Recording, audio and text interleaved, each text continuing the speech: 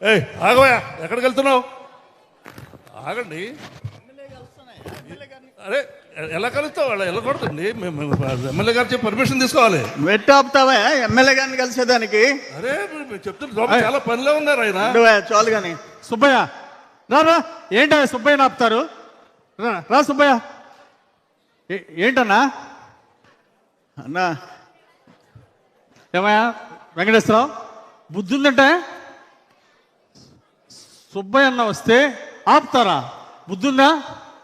40 సంవత్సరాలు పార్టీ కోసం అంకిత భావంతో కష్టపడ్డాడు. 3 సార్లు సర్పంచ్ గెలిచాడు. 10 ఎకరాల ఆస్తి అమ్ముకున్నాడు. ఇలాంటి వాళ్ళని మన చంద్రన్న ఏం చెప్పాడు? గుండెలో పెట్టి చూసుకోమన్నాడు. బుద్ధుందా? అలా ఆపచ్చా? సార్ అన్నా చెప్పు. అన్నా, దేవుడు ప్రసాదం, నా బిడ్డ ప్రాణం కాపాడారు. ఇంతకీ బిడ్డకి ఆరోగ్యం ఎట్లా ఉంది? చంద్రబాబు నాయుడు గారి పుణ్యమైన ఆరోగ్యం బాగుంది. బయటకు వచ్చాడు. మొన్న లెటర్ ఇచ్చాను, హాస్పిటల్ బాగా చూసారా? ఇచ్చిన ఎల్ఓసి వల్ల ₹1 జేబులోంచి ఖర్చు పెట్టకుండా నా బిడ్డ ప్రాణం కాపాడుకున్నా.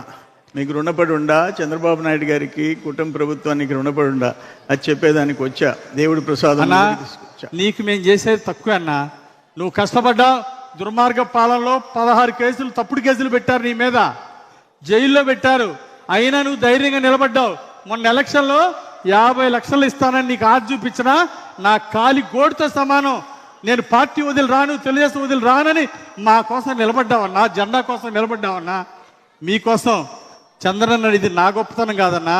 చంద్రబాబు గారు ఇచ్చిన ఎల్ఓసి లెటరు నీ బిడ్డను బతికించిందన్నా. నాకు అదే సంతోషం అన్నా. అదొక్కటే కాదు,